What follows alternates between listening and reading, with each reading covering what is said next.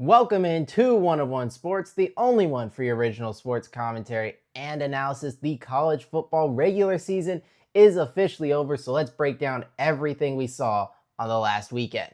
Let's get into it.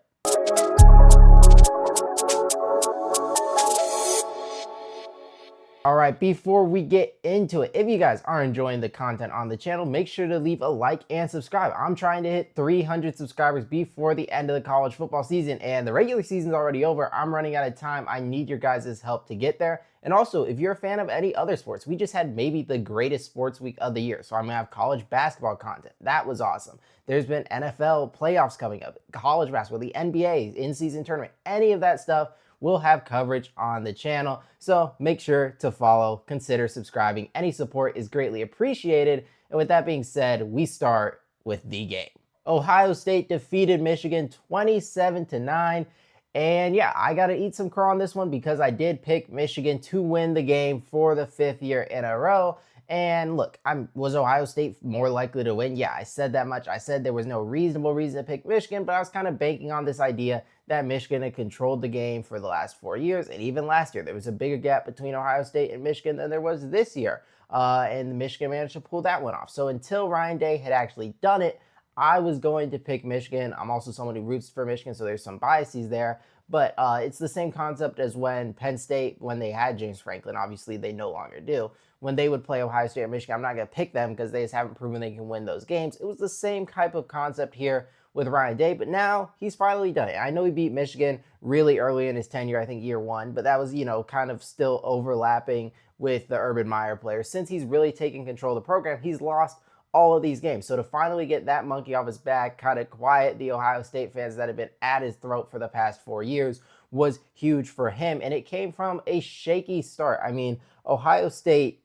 you allowed a big run, I think 35 yards first play of the game. Michigan scores a field goal opening drive. Then Sayan just doesn't see the corner, throws a pick. Michigan gets another field goal. They go up 6-0, and it's the biggest deficit you've faced all season. It was kind of funny how they talked about Ohio State now facing adversity because you go down 6-0. Like that is not adversity. This team still has not faced adversity because Michigan did not provide much of a challenge, and it was because Ohio State was so much more physical, and mainly on the offensive line. We'll talk about how good the defense was, but that was to be expected. What I did not think we would see was Michigan's edge rushers, which have been great. Like Derek Moore has been a phenomenal pass rusher. Jayshon Barham is a really good pass rusher, and they got no pressure. I don't think one time did they hit Julian Sayin. The offensive line was dominant and then eventually was able to also inflict some push to get the run game going as well. Because early on it was like, wow, this pass protection is just amazing. And then by the end of the game, they were also leaning on him. Bo Jackson's getting a good yards per carry. And you could tell Ohio State ended up doing what Michigan had done these past few years, just winning up front in the trenches. Ohio State was able to do that. They were the more physical team. And that was the reason he won. And you could talk about the controversial calls. I know early on, I don't think it was a touchdown by Jeremiah Smith. I do think, and I'm not saying it's a good rule, it's actually a bad rule, but I do think he lost control of the ball, then stepped out, and it would have been a touchback, right? I know Michigan fans probably agree with that. Ohio State fans probably don't. It's whatever. The point is that's not why Michigan lost this game. They lost this game because you didn't get any pass rush. Julian Sainz in the pocket all day with elite receivers that you can't cover for that long. The offense, once Jordan Marshall got banged up, you couldn't just rely on the run game. You needed Underwood to do more. And one of my big talking points for reasons for picking Michigan, and even in the offseason, I've said it pretty much all year. It's like Michigan, and this was like word for word what I'd say. Michigan beat you with a quarterback who could barely complete a forward pass in Davis Warren. And what did Davis Warren have last year? 63 pass yards. Obviously terrible. And now Bryce Underwood, number one recruit, all the talent in the world comes in, and it's 63 pass yards. That's just not going to be good enough. You paid so much, you invested so much, and he'd been doing better down the stretch. Andrew Marsh had emerged as a number one. Donovan McCulley, great number two. And used a young quarterback who they clearly told don't put the ball in harm's way, and it resulted in him doing a lot of checkdowns, not waiting for routes to open up, which Joel Klatt did a good job of talking about on the broadcast. It resulted in a very lackluster passing game. And now, will Bryce Underwood get better? Will Andrew Marsh probably get better? And yeah, is there a lot of reason for optimism for what was the youngest team in the Big Ten? Of course, but that's not what you want to hear right now. So yeah, Michigan's future I do think is bright. I think there are changes that need to be made. I think Bryce Underwood, definitely we need to see a lot of development. There I have questions about the quarterback coach, the offensive staff under Sharon Moore right now, but overall talent and body work, this team program is trending in the right direction. but you just didn't play well enough offensively against Ohio State. And of course, you got to give credit to an Ohio State defense, which all year has been the best in the country. But I will say, I do think it showed some holes. Like, I know Michigan only put up 9 points, but the run defense from Ohio State wasn't elite. Like, Michigan showed you can run the ball somewhat. And I also do think when you face a team with more talented, or maybe not more talented, because Michigan, the talent for Underwood isn't the problem, but more experience. Like, if you face a Dante Moore or a Fernando Mendoza with the receivers like Elijah Surratt or DeCorian Moore or whatever the other teams have, you get the point. I could see more teams poking holes in this Ohio State defense that they really just haven't faced an offense that could do that. Like, Michigan can't do that. Texas can't do that. Washington hasn't been able to do it against any good team. You haven't faced that level of team, so it'll be really interesting to see what they do in the Indiana game. But of course, they wrap up an undefeated season. They win the game. Congratulations to the Buckeyes. And I can't wait to preview and predict that Indiana game. That should be a lot of fun. But now let's transition to what was the upset of the weekend, and it came on Friday night when the Texas Longhorns beat Texas A&M. The Longhorns won this game 27-17, and they did it in a way I did not expect. They just won up front, specifically with the O-line. Texas came into the game not having a single game where a running back ran for 100 yards. Wisner goes for 155. Texas runs for almost 300. It was just a dominant effort by this Texas run game, which had been kind of non-existent for most of the year, which was pretty shocking because I wouldn't have been shocked Texas won this game. Now, I picked A&M, but if you told me Texas won, I'd be like, okay, Arch Manning's been playing a lot better. He had 6 touchdowns against Arkansas. He's had a bunch of 300-yard games recently. They beat Texas A&M's pass coverage, but I would have never guessed they beat Texas A&M the way they did. And then Marcel Reed contributed, throwing 2 interceptions, and one of them, it did look like was a byproduct of him not being able to, fully push off of the ankle or leg, whatever you want to call it, because he was hurt early in the game. Lucky for them, he was able to return. It's not a long-term injury, because at first, the way he was laying down on the ground was scary for a second. But luckily he was healthy, but he did not look 100%. And early on, he was really killing Texas with the quarterback run. That kind of faded away the back half after the injury. And Texas A&M, kind of flip side of Texas, didn't get really any run game outside of Marcel Reed going, which was pretty surprising to me when you have guys like Reuben Owens who had been good all year. Really, the whole run game had been good all year. It just wasn't there.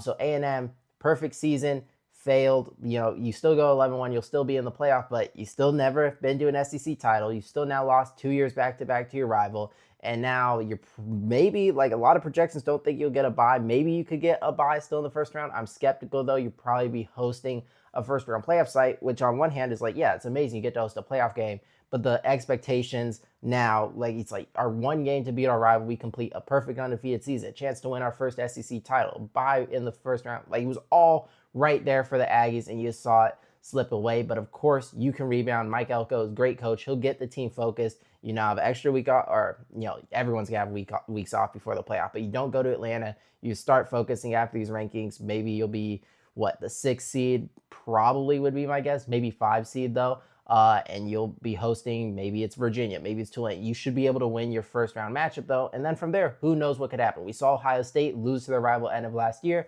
get correct, course corrections, win the whole national championship. A&M, not saying they will do the same, but they have that potential. They've been a great team all year. They're still a really good team, but they lost this one to Texas, who is a very good team. And let's talk about Sark's playoff talk, saying this is a travesty, a joke if they're not let in. No, it's not. It's just not. There's 12 spots in the college football playoff, and there's really only 10. So that's it.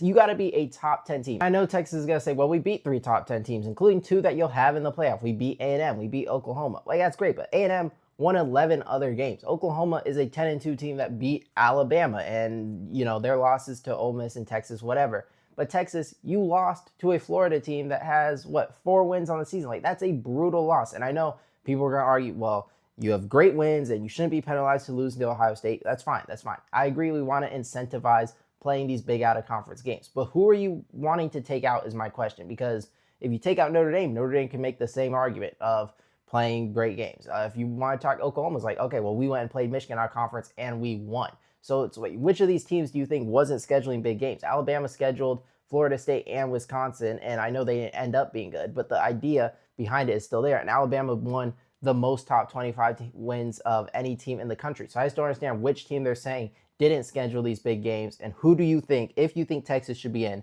which team do you think they have the better resume then? Because my guess is you would point to Oklahoma, but Oklahoma we know is going to be in over Alabama. We'll talk about that a little more later, assuming Alabama doesn't win the SEC championship. So I just don't know the people who say Texas should be in. I just don't know who they think should be out. Because again, it's not really top 12. It's a top 10 in the ACC or G5, two G5 teams potentially, or those final two spots. It's not just the top 12. So I don't know a 9-3 Texas team who really thinks that's a top 10 team. I just can't see that. I don't know who does see that. And it's obviously not a travesty or joke if they're left out. They should be left out. That's just, if there was more chaos, yeah, they could have been in. There wasn't. This team should not be in the college football playoff, and that's fine. Not every team has to get in. There should be teams unhappy. Scarcity is good for the sport. If everyone is in, then it's not an achievement. It should be something that is great to earn. Texas didn't earn it this year. Next year, look, they could be a lot better. Arch Manning looked like he got better throughout the year. There's a lot of young talent. They recruit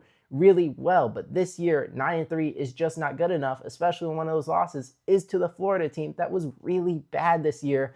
And yeah, there's not room for them. I'm sorry, but start saying that, it kind of frustrates me because it's just I don't know if you got to advocate for your team, but to do it in such a manner where you're so hyperbolic in terms of it's a travesty if you're left out. Dude, you're 9-3 with a brutal loss, and they only basically 10 teams get in because of the way conference championships work. So it's just crazy to me. But yeah, Texas, great win. You beat your rival, 9-3 season, a ton of good wins. It's a good season. It is not a college football playoff season in the year 2025. Now let's check in on the college football stock market, whose stock was up and down in rivalry weekend, starting with stock up. And all we got to do is travel to the state of Virginia because based off Duke making the ACC championship, both James Madison and Virginia's chances to make the ACC playoff shot up in my eyes, because James Madison, I think before this year, thinking they have really no shot because North Texas and Tulane, winner of that game is going to be ahead of them. So you're not getting the G5 spot, and obviously there's only really one spot for that, so we thought. But now with the way the tiebreakers worked out and everything falling into place that Virginia now plays Duke, if Duke wins that game, James Madison, assuming they beat Troy, obviously, at 12-1, I believe is a higher ranked team than an 8-5 Duke and would get that last conference championship spot, which would be catastrophic for the ACC, of course, but James Madison trending in the right direction there. But then on the flip side, Duke is just so much easier of a game than if Virginia would have drawn SMU or Miami or Georgia Tech. Like, Duke was the worst of the bunch. Virginia played them 2 weeks ago as an underdog at Duke, crushed them, and now that's just so much of an easier game. Highly likely they win it, much more likely than if they would have played against SMU. Only thing I will say is Duke's essentially at home, like it's right there next to where the ACC title game is held in North Carolina. So that is a bit of a downside. But like I said, Virginia just played at Duke and they were up 34-3 at one point. So I think they are going to win that game, and I think their playoff chances are greatly increased from the weekend, and they look great against Virginia Tech as well in the parts I did watch. But stock down SMU, and this is crazy because their stock shot up last week. It was like, I'm forgetting. Georgia Tech lost. SMU now controls their destiny. All you got to do is beat Cal. But I did put them on upset alert. I did say after Cal fired their coach, I thought they could be in trouble. Road trip in a kind of late game on the West Coast with the interim bump. I was really nervous. And it looked like, yeah, they were done. And then the ending was crazy. There was so much because I was driving home from a high school football game. I went to see my old high school play. Don't ask.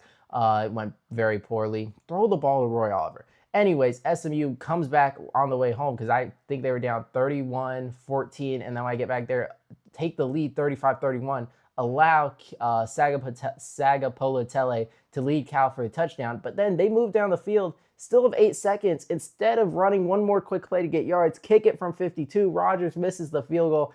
SMU's playoff chances are over. It was a crazy ending, and SMU did choke away a very good chance to go to back-to-back college football playoffs. So yeah, the stock is way down for Rhett Lashley's Mustangs this weekend.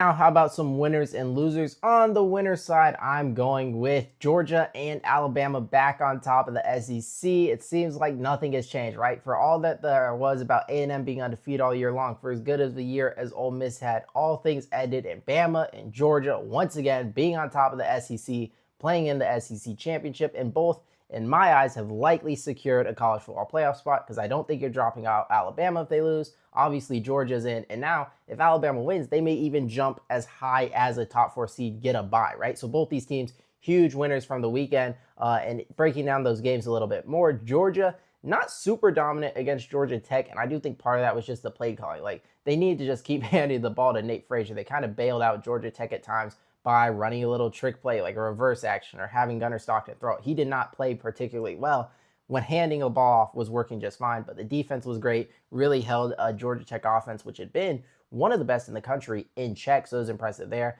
And then Alabama, what an Iron Bowl. It looked like they might run away with it early. Auburn comes climbing back. And then that late drive by Alabama was pretty crazy because they break up the Horton touchdown, but they get roughing the passer. And then that 4th and 2 call, I thought Kalen DeBoer was crazy. I was like, you got to take the field goal here. Goes for it, pays off, gets the touchdown. And then Cam Coleman ends up fumbling, which was a tough break for Auburn.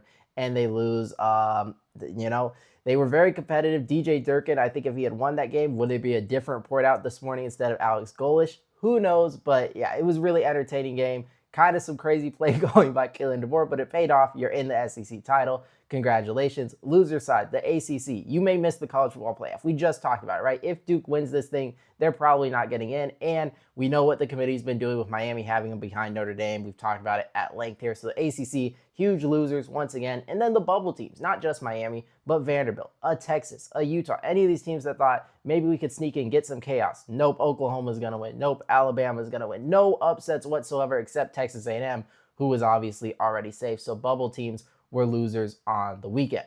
Now, where was I right and wrong? I was right about the Arizona Wildcats beating the rival Sun Devils in the Territorial Cup, and I was right about Diego Pavia having some magic for Tennessee. Now, first, this one was looking dicey because Pavia threw the 2 early interceptions. It was a tight game, but in the second half, he turned it on, running all over him. I think 165 yards rushing, another like nearly 400-yard game for the Pav. He's going to New York. It's almost a lock at this point. Greatest season in Vanderbilt history. Defeat Tennessee. And the Volunteers, I mean, Josh Heupel, that's got to be a little bit tense. Not that they fire him or anything, but 8-4, losing to Vanderbilt in sort of blowout fashion, losing to Alabama, losing to Georgia, losing to Oklahoma. Every big game you played, you lost. That's not going to cut it for Tennessee. I still think he's a really good coach. I still think they're really close, but I don't know that Tennessee fans, which is a very passionate fan base, is going to feel the same way. And then the Arizona State game, first time in a while both these teams have been ranked. So I was really excited for it. And then Arizona State, you end up losing, you're probably going to fall out of the rankings. But to finish 8-4 with Kenny Dillingham, considering the circumstances of Levitt being hurt, Tyson being hurt a lot of season, it was still a great year. And then Brett Brennan and the Wildcats, huge bounce back season from a very disappointing last season when they were not Big 12 favorites, but they were among the favorites with Fafita and McMillan, end up not even making a bowl game. Huge bounce back. That program looks to be headed in the right direction now, assuming Brett Brennan is going to stay and they don't have to undergo another coaching change. What I was wrong about, I thought Miami was going to be in a tight game with Pitt, and for me, someone who roots for Miami, who wants to see them do well, I was glad they were not. They were absolutely dominant, so I'm sure there will now be no mention of common opponents when talking about Notre Dame Miami by Joey Galloway. I'm sure he won't mention how Miami beat Stanford by more, or that Miami beat Notre Dame, or that Miami beat Pitt by more. I'm sure none of that now matters to Joey Galloway, even though all the common opponents was what he wanted to talk about last week. So there's that. And then I was wrong about Oklahoma, who, well, I thought they were going to win by more because I thought LSU was sort of a dead team walking after that Western Kentucky game. But I got to give Oklahoma some credit here because they looked really bad, right? They looked really bad. But for the past few weeks, I've been saying Oklahoma's been getting lucky. They've been outgained. They've, won based off turnovers, basically. I'm saying it's not repeatable. It's not repeatable. Like Alabama should have beat them, Tennessee should beat them, that kind of thing. That's what I've been saying. I don't believe in this team. Well, now the script flipped. Oklahoma didn't get lucky. Oklahoma was a team that did all the outgaining, but had their quarterback throw 3 interceptions. But you know what? They still won the game. And there is something to be said about that. And do I believe in this team to do really anything in the college football playoff? No, I do not. I don't think they're very good. I think the offense is just simply not good enough. But there is something to be said about managing to win the games you shouldn't win, and also winning the games you should win, right? So, Alabama couldn't do that. They could say they should have beat Oklahoma all day long. They didn't do it. And Oklahoma did the thing. So the thing I've been criticizing them for of getting lucky in these games, well, the game they got unlucky, they still won. So I have to give them credit for that if I sort of criticize the other things. But I did think they would beat LSU. by more, but it doesn't matter. You got the win. You're going to be in the college football playoff in all likelihood. And now let's talk about this coaching carousel. Obviously, there's been a ton of Lane Kiffin drama, so I'll talk about it at the end. First, let's run through these G5 hires because the American has just been rated. We have Eric Morris taking the Oklahoma State job a few days ago. Haven't talked about it yet. John Summerall today took the Florida job. Alex Golesh looked like he was going to take the Arkansas job. Instead, takes the Auburn job today. And then Arkansas pivots, hires Ryan Silverfield from Memphis. So let's do a quick word on each of these hires. So starting with John Summerall, because I think that was the biggest name. A lot of people thought he was going to Auburn. Looked like he was going to Auburn, but then Florida came open after they took their names out of the Lane Kiffin search. He pivots there, thinking it's a better job, thinking he can do, maybe he has more resources, whatever the case being, right? And I was surprised by this hire, not because I don't think John Summerall is a good coach. I actually think he's been really good. He was very successful at Troy and at Tulane. So we've seen two different stops at the G5 level in two different conferences where he has been highly successful. But just on paper, did I think Florida would hire a group of 5 coach from a Louisiana team coming off hiring Billy Napier from Louisiana Lafayette? I did not think they were going to be willing to do that, but they did, and I think that's fine, right? John Summerall is obviously not Billy Napier, but it did catch me off guard. I thought they might be scared off of the too many similarities, but he's obviously a very different coach, has a bigger track record of success, and I do think will do good things at Florida. I like the hire a lot. I also like Eric Morris to Oklahoma State. I thought he was maybe going to have bigger opportunities. Word is he turned down Arkansas. And for Oklahoma State, I like this not only because Eric Morris has been a very successful coach at North Texas, has had one of the highest actually the highest scoring offense in the country this year, but it's also what he's going to bring with him, presumably. Like he's probably going to bring his quarterback, Drew Mestemaker, who's been the best quarterback at the G5 level, in my opinion, ton of yards, ton of touchdowns, probably bringing him with him based on the reports of what he wants to do. So the transfers you're going to bring in, if you invest money as well, this could be a quick turnaround at Oklahoma State. I like this hire a lot, and I also like Alex Golesh a ton because he's going to bring innovation to Auburn. I thought this would have been a home run hire for Arkansas because of what he can do on the offensive side of the ball, moving fast, sort of like the Josh Heupel offense, right? He comes from that tree. I thought that would have been a huge hot win for Arkansas. Instead, Auburn gets him. I like it a lot for them. I think they're going to have a great offense almost immediately. I think he's that good of an offensive mind. And who knows who comes from South Florida with him, right? There's a lot of talent to be had on that team. So I do think big win for them. And then finally, Ryan Silverfield from Memphis. I think I would have rather had Alex Golesh from Arkansas, but once he takes the Auburn job, I do think this was a good pivot. Now, he's not as talked about as John Summerall or Golesh or Morris because he didn't have quite as good of a year as they did, but you just look at the track record. He's been consistent these last few years, 8, 9 wins, right? He knows how to build a program. So I do like all of these hires. If I had to rank them, that's tough actually. I have to think on a little bit more if I'm ranking 1 to 4. Maybe we'll do a video ranking all the coaching hires. But right now, I would give a positive grade to all of these hires. The one I don't know what to give a grade to, Tavita Pritchard. This was off the board to me. Didn't see this coming. Don't know a lot about the guy's coaching history. So maybe it works out. I know he used to play quarterback there. I know he's been on the staff before, so he is familiar with Stanford. Doesn't always mean you're successful. Stanford's obviously a very difficult place to win. I just shook the camera. Hopefully that didn't look really bad. But I don't know what to make of that. And then Justin Wilcox being fired from Cal also early in the week surprised me a lot because they were 6-5, now 7-5 with a true freshman starting quarterback, a lot of young talent on the roster. Now a lot of that's probably going to leave. You're going to probably have a second straight year of mass transfer portal exodus. You had it last year, losing guys like Jack Hendries, like Hunter to Nebraska wide receiver, like Mendoza, who might win the Heisman, to Indiana. So there's a ton of talent. You lost all there. You may do the same again this year. You could see a lot of similar stuff. Now, maybe you were going to see it anyway, you could say, but I think it's more likely once you fire the coach. And you had a decent season, so I was surprised to see that. And now, let's talk about Lane Kiffin.